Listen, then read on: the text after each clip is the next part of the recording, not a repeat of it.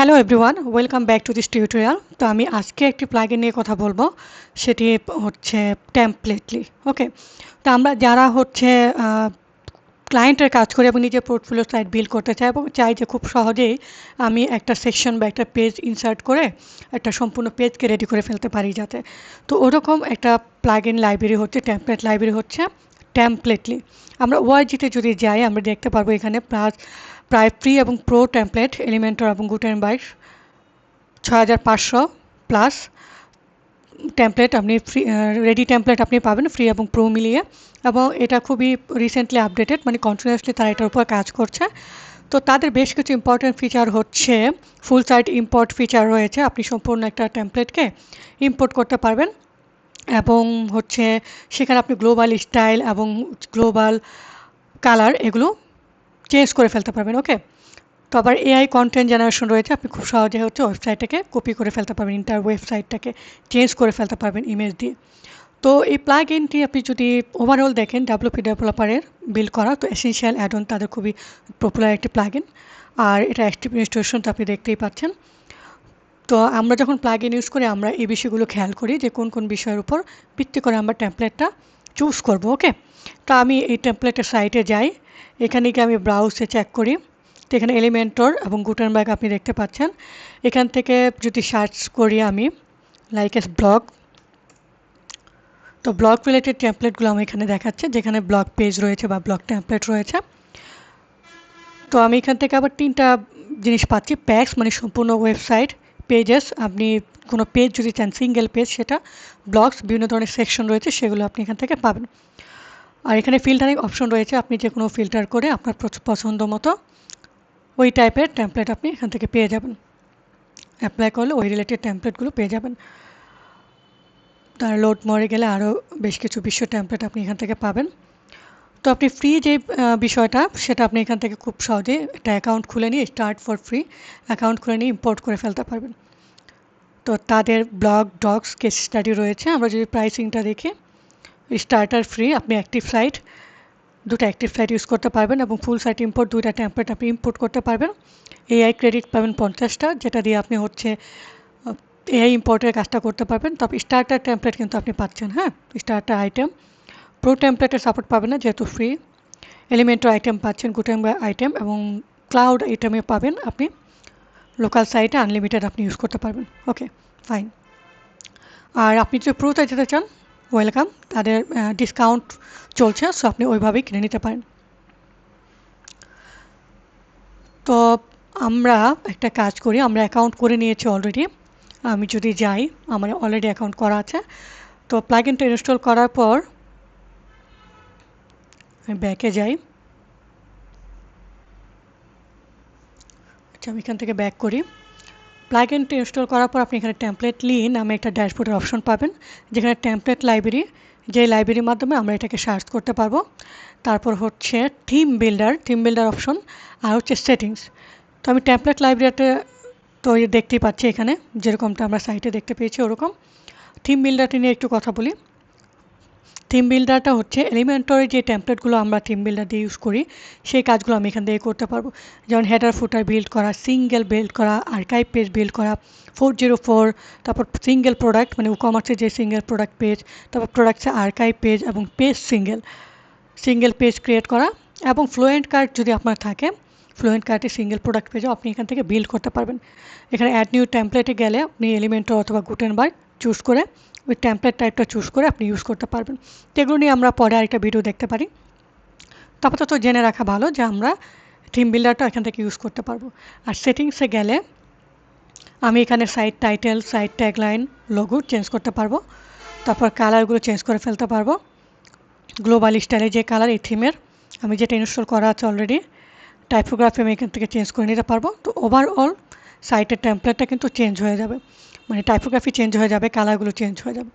Custom CSS চাইলে সেটাও আমি করতে পারবো, রিভার্ট করলে আমি আগের অবস্থায় ফিরে যেতে পারবো। তো এই হচ্ছে সাইটসের টেমপ্লেটলি সেটিংস। তো আমি টেমপ্লেট লাইব্রেরিতে যাই, আমি যে কোনো একটা টেমপ্লেট ইনসার্ট করতে চাচ্ছি আপাতত। লাইক আমি এই টেমপ্লেটটা ইম্পোর্ট করি, এটা অবশ্য ফ্রি, আমি চাইলে প্রো কিন্তু নামাতে পারবো।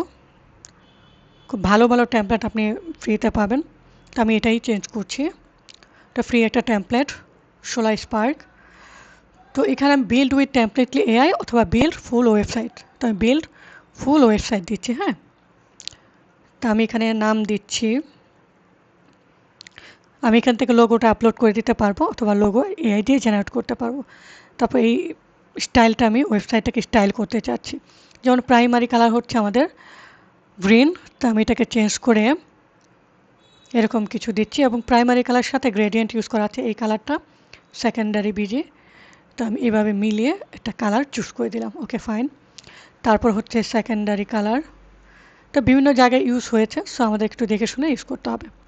তারপর টেক্সটের কালার, টেক্সটের যে টাইপোগ্রাফিটা এই কালারটা সেটা আমরা চেঞ্জ করতে পারবো এখান থেকে, দেখুন চেঞ্জ হয়ে যাচ্ছে। তারপর হচ্ছে অ্যাকসেন্ট মানে লিঙ্কের কালার, এই যে লিঙ্কের কালার, তো আমি লিঙ্কের কালারটা একটু চেঞ্জ করে এরকম দিচ্ছি। আর অ্যাক্টিভ লিঙ্ক কালারটা হচ্ছে প্রাইমারি কালার সাথে ম্যাচ করা। তারপরে হেডিং কালার, যেমন এই হেডিংগুলো যেগুলো আছে হেডিং কালার সেটা দেখুন চেঞ্জ হয়ে গেল, আর সাথে ব্যাকগ্রাউন্ড কালার, ওকে ফাইন। তো এইভাবে আমি কালারগুলো এখানে সিলেক্ট করে দিতে পারবো। তো প্রাইমারি ফন্ট আমি এখানে চেঞ্জ করে দিই, সাইনি আছে আমি চেঞ্জ করে দিলাম, এটা ভালো লাগছে না, তো আমি অন্য কিছু দিই যাতে ভালো লাগে দেখতে, ওকে ফাইন, আপাতত এটাই থাক। টেক্সটের জন্য ডিএমসি আছে, অ্যাকসেন্ট মেনুর জন্য আমি দিচ্ছি হচ্ছে এটা, চেঞ্জ হয়ে গিয়েছে।